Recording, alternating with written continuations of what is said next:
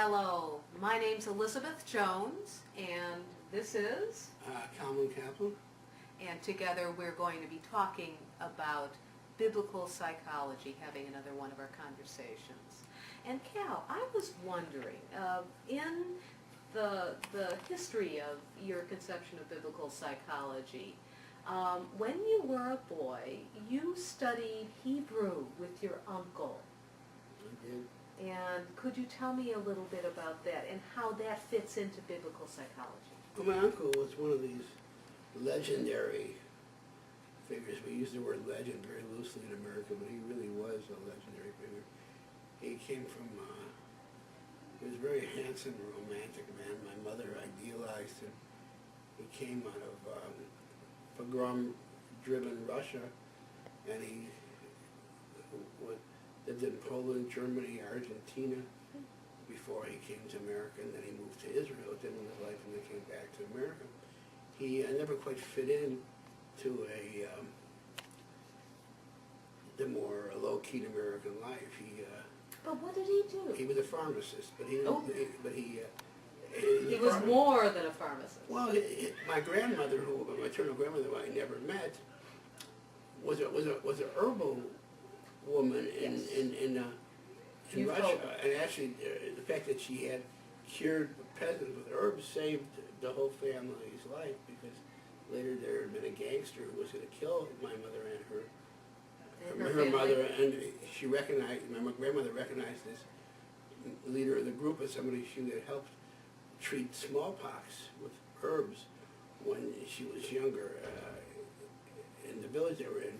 So my uncle was a different kind of pharmacist than you see today. He had all these mortars and pestles, and he would mix all these fancy gadgets. I still, my mother, to this day, we had these things called Uncle Chaim's medicine for athlete's foot. It was a concoction he made. It was the most foul-smelling brown substance. You put it on the athlete's foot, and within 1 hour, it was gone. And it stunk to high heaven, but it worked. And so he was very different than your usual pharmacist. He hardly ever used existing concoctions as much as he would Make up his make own. it himself. Sure. But But how did he affect your thinking? Well, he had contempt for doctors and for pharmacists. He believed in preventive medicine, and he thought that the whole medical industry was a bunch of fakers. That was his favorite word. There was a whole industry where the doctors would prescribe medication to the pharmacist, and the pharmacist would fill it, and it was kickbacks, and he felt that the whole thing was really unholy, and he really felt that was a misuse of medicine. God's. So he was God's really a very creation, religious, deeply religious man, deeply biblical man, but he never went to synagogue, and he didn't have much use for organized religion either. He thought that most of the organized people he saw, whether they be rabbis or priests or ministers, most of them were fakers. They didn't know what they were talking about. They didn't know the Bible. But he did know the Bible, and he knew it in Hebrew. He also knew Greek philosophy, and he knew he knew the Greek.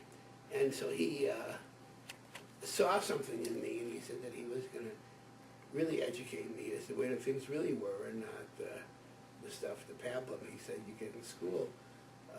No, he didn't. He wasn't quite fair, because I studied with some very fine people at various universities, but the average university, he was right about. The average school, average education you get was quite narrow and mediocre, and he wasn't. So he had the sense that the Hebrew Bible was a repository for all kind of wisdom that would not be called religious.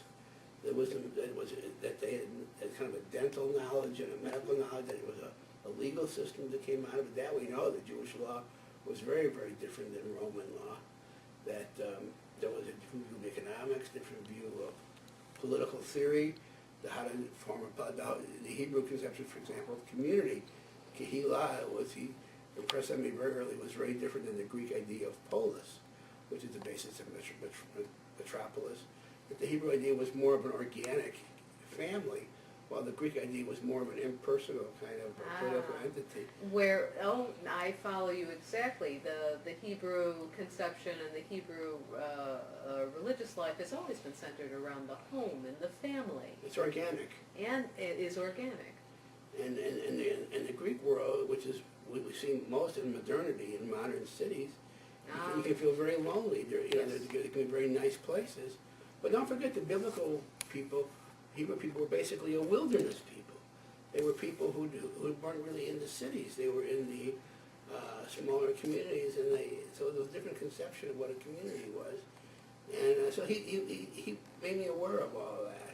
I wasn't always quite sure what to do with it. Well, I think we're going to find out more about your uncle and more about what you decided to do with these concepts that your uncle brought to you later on in our conversations. So thanks a lot, Cal. You're welcome.